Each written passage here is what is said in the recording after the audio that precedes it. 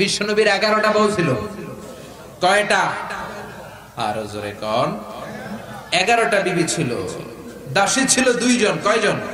তো মোট হইলো কয়জন? কয়জন? আমরা একজনের জ্বালায় অস্থির, জীবন দিয়া ফেলাম, মইরা যাবো, এরকম অস্থির কথা আমরা বলি, ঠিক কিনা? বিশ্বনবীর স্ত্রী ছিল 11 জন, দাসী ছিল 2 জন। মোট কয়জন? প্রথম বউ হচ্ছে খাদিজা, খাদিজা বিনতে খুয়াইলিদ, 1 নাম্বার, ঠিক কিনা? তারপরে আয়েশা বিনতে আবি বকর, হাফসা বিনতে উমর, জাইনাব নামে 2 বউ, জাইনাব বিনতে জাহাশ, জাইনাব বিনতে খুজাইমা, সাফিয়া বিনতে হুয়াই ইবনে আখতাব, সাউদা বিনতে জামাআ, জুয়াইরিয়া বিনতে হারিস, মাইমুনা বিনতে হারিস, উম্মে হাবিবা রমলা বিনতে আবি সুফিয়ান, উম্মে সালামা বিনতে আবি উমাইয়া। এই 11 জন বউ ছিল। সুবহানাল্লাহ। 2 জন দাসী ছিল। একজনের নাম রাইহানা বিনতে যায়েদ আন-নাবারিয়া, আরেকজনের নাম মারিয়া বিনতে শামউন আল-কিবতিয়া। চিল্লায় পড়েন আল্লাহু আকবার। অনেক ইহুদি খ্রিস্টান নাস্তিকের দলেরা বলে, নাস্তিকের বাচ্চারা বলে বিশ্বনবী নাকি নারী পূজারী ছিলেন, নারীর দেহভোগ করার জন্য এতগুলো বিয়ে করেছেন।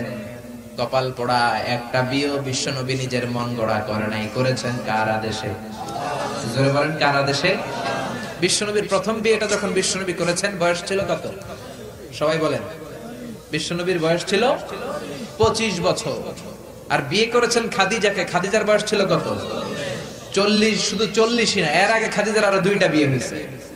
এরকম একটা বয়স্কা নারীকে বিয়ে করেছে তাগড়া 25 বছরের যুবক মুহাম্মদ সাল্লাল্লাহু। বিশ্বনবী যদি নারী পূজারী হতেন, 25 বছর বয়সে মক্কার সবচাইতে সুন্দরী সুন্দরী তরুণীগুলো বিশ্বনবীকে বিয়ে করার জন্য পাগল পাড়া ছিল। বিশ্বনবী জীবনেও নারীদের দিকে চোখ তুলে তাকান নাই।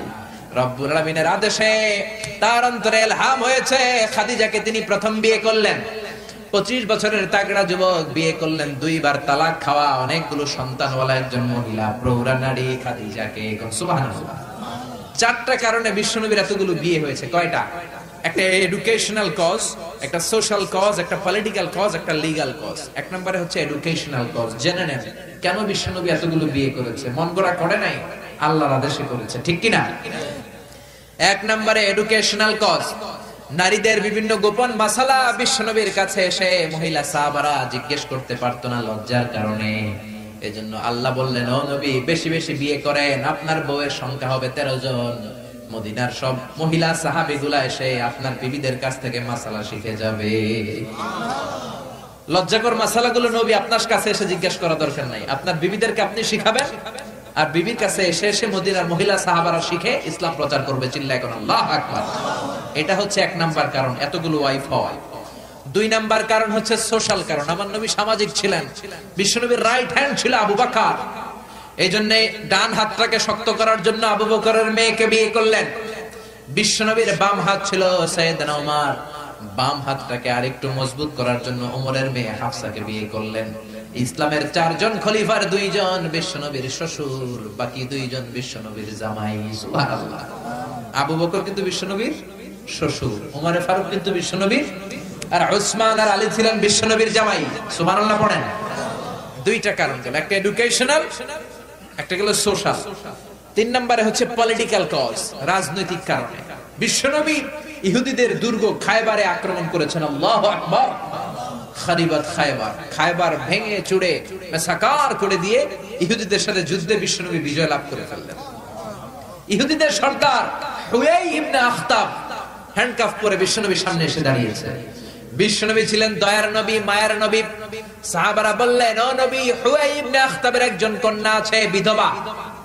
বিশ্বনবী মনে মনে ভাবলেন, শত্রুর এই মেয়েটাকে যদি বিয়ে করি, শত্রুর দল হয়ে যাবে আমার শ্বশুর বাড়ি। সুবহানাল্লাহ।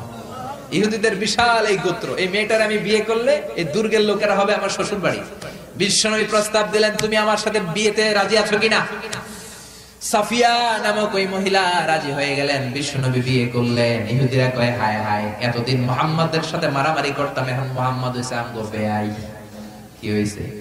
ইহুদিরা কয়, আর কিলাকিলির দরকার নাই, সবাই পড় লা ইলাহা ইল্লাল্লাহু মুহাম্মাদুর রাসূলুল্লাহ সাল্লাল্লাহু আলাইহি সাল্লাম। এই পলিটিক্যাল কারণে আরো একটা বিয়ে বাড়ছে। এই সাফিয়াকে বিয়ে করেছে পলিটিক্যাল কারণে। এরপর বনি মুস্তালিকের যে সরদার, তার মেয়েকে বিশ্বনবী বিয়ে করেছেন পলিটিক্যাল কারণে। চারটা কারণে তিনটা বললাম, আরেকটা হচ্ছে লিগ্যাল কজ, আইন শিখানোর জন্য, ইসলামিক কোডিং এন্ড রুলিং শিখানোর জন্য, হুকুম আহকাম শিখানোর জন্য। আপনার যে পালক পুত্র, এটা কিন্তু আপনার আসল পুত্র নয়, আপনি কিন্তু পালক পুত্রের আসল বাবা নন। যে তাকে জন্ম দিয়েছে ওই জনক লোকটাই হচ্ছে তার আসল বাবা, ঠিক কিনা? বিশ্বনবী একজন পালক পুত্র পাললেন, নাম যায়েদ ইবনে হারেসা। মক্কার লোকেরা বলতে আরম্ভ করলো যায়েদ ইবনে মুহাম্মদ, মানে মুহাম্মাদের ছেলে যায়েদ। আসলে কি যায়েদ মুহাম্মাদের ছেলে? হারেসার ছেলে। এটা বোঝানোর জন্য আল্লাহ বললেন যায়েদকে বলেন তার স্ত্রীকে তালাক দিতে। তালাক হয়ে গেল, নিজের পালক পুত্রের ছেলেকে বিশ্বনবী বিয়ে করে মক্কা মদিনার লোকদের চোখের মধ্যে আঙ্গুল দিয়ে দেখাই দিলেন, দেখো পালক পুত্রের ছেলেকে বিয়ে করা যায় তালাক হওয়ার পরে, কারণ পালক পুত্র নিজের ছেলের মতো নয়। চিল্লায় বলেন ঠিক কিনা?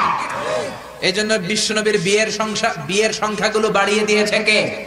প্রথম বিয়ে করলেন খাদিজাকে। বিশ্বনবী খাদিজারে এত ভালোবাসতেন, খাদিজা ইন্তেকালের পরে বিশ্বনবী যেই বছরটা কাটিয়েছেন, বিশ্বনবী এটার নাম দিয়েছেন আমুল হুজুন, দুঃখের বছর। যেই বছর খাদিজা ইন্তেকাল করলো ওই বছরটাকে বিশ্বনবী নাম দিয়েছেন দুঃখের বছর।